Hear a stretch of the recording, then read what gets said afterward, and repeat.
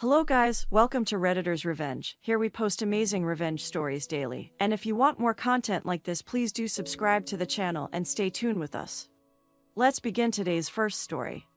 The last thing I expected to see at the end of my shift was a stroller coming in with a person having a stab wound.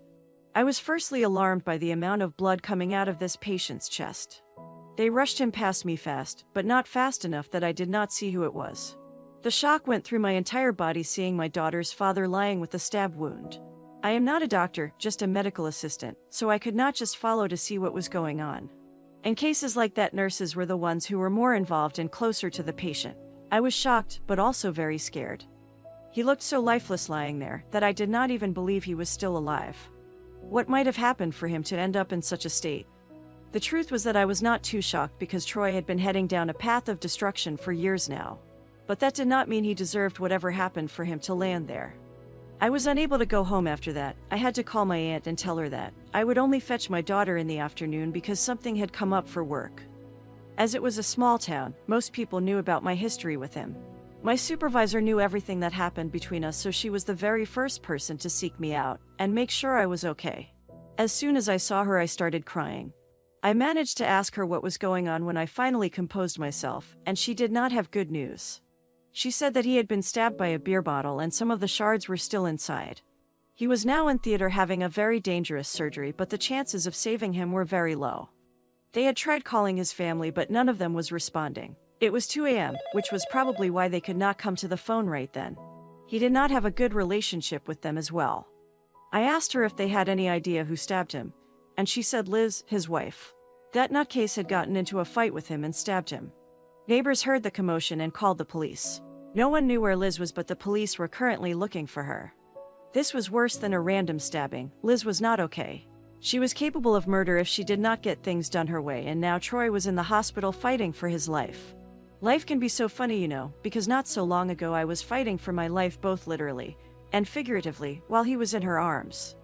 I do not know if I will ever forgive him for abandoning me when I needed him. I thought he was my high school sweetheart and soulmate, not knowing that he was sneaking around with my best friend. I was 16 when I found out that I was pregnant, and my parents kicked me out. They told me to either terminate the child or go and stay with his father, but they were done with me.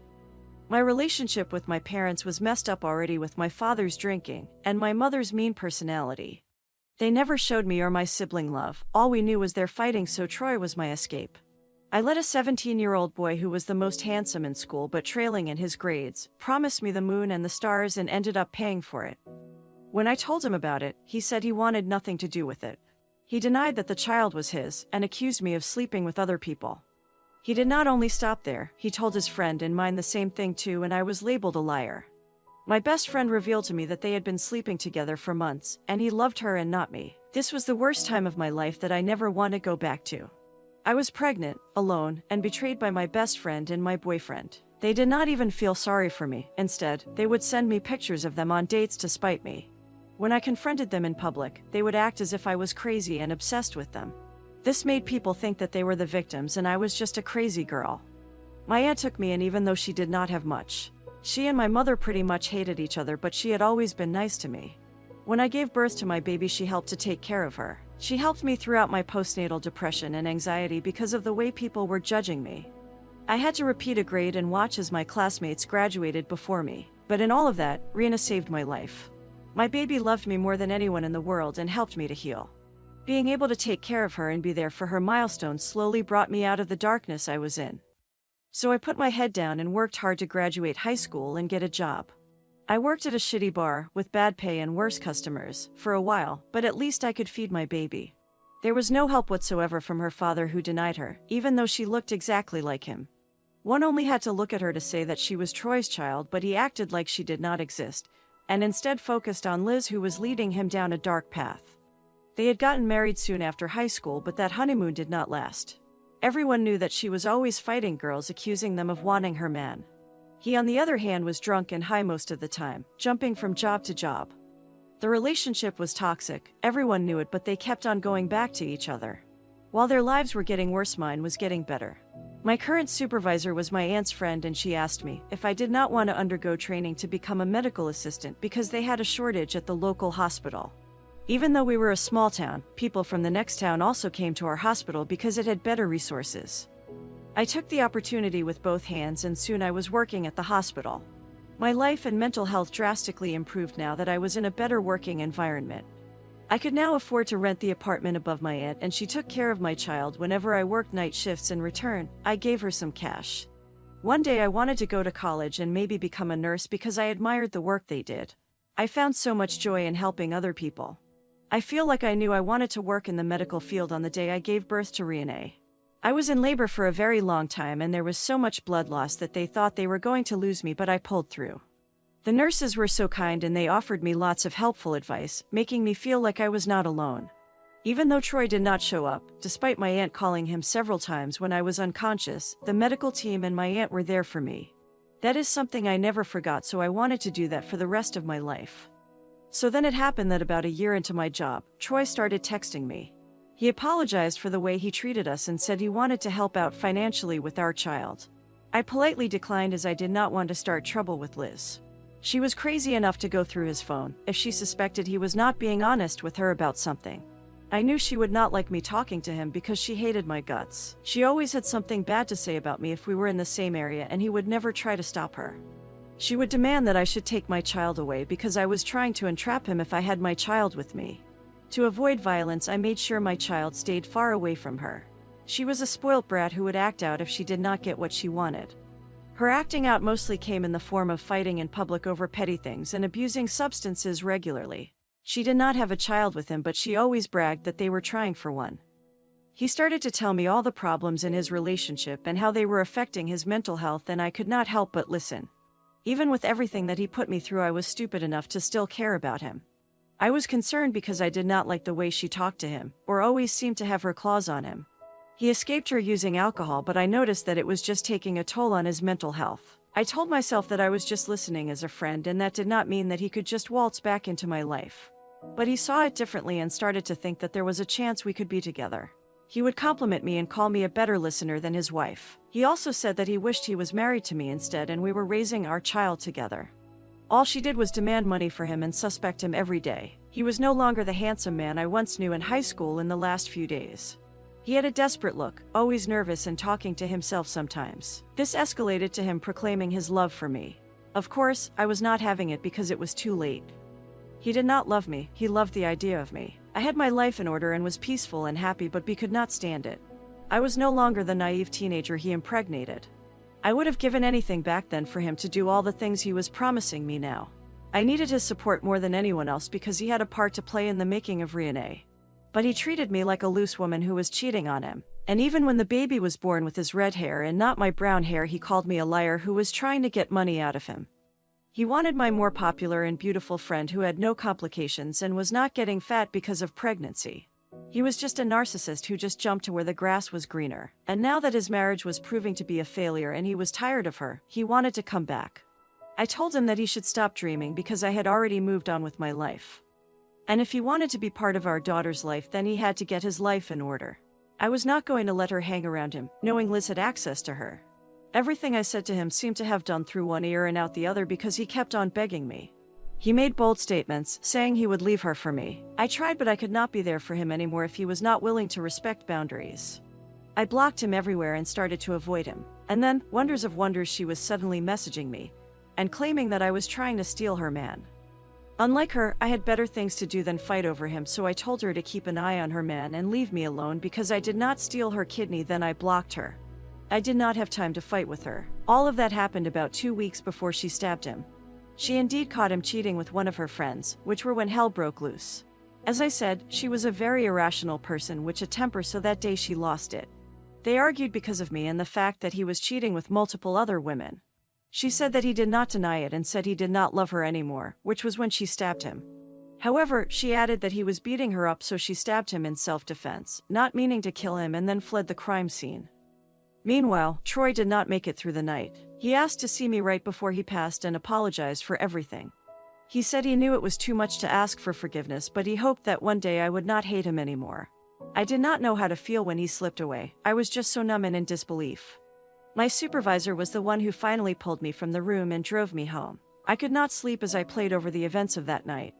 I felt deep regret for not letting him spend time with Rihanna because of my hatred toward him. Now she would never know her dad, but then again I felt I was protecting her from being disappointed by him. They managed to catch Liz before the end of the morning and put her into custody, but to my horror, they let her out for bail. She was allowed to attend his funeral, which his friends put together, but I did not think she deserved it. She might have had everyone fooled, but I knew that it was not self-defense, but cold-blooded murder. I saw the look of a woman who would kill to get what was hers when she looked at me and my daughter. Her case did not even take a long time. Many people knew how much of a drunkard he was and all about their horrible fights. All she had to do was produce a tear or two and the judge was convinced that she was just defending herself. So she is still walking the earth freely while he is no more. But that was not all, because one last surprise was in store for us. It was that final act that brought me a bit closer to believing that Troy had a heart. Believe it or not, he had a will and actual assets. It was not much, but he left some money for our daughter, which I put in a trust she will only access when she is older. I have not told her what happened, nor has she asked me about her dad, but she is 5 and kids are very inquisitive about stuff at that age. I will not be surprised if she does ask me soon, but I will be ready. As for that wicked witch, I have no idea how she carries on as nothing happened.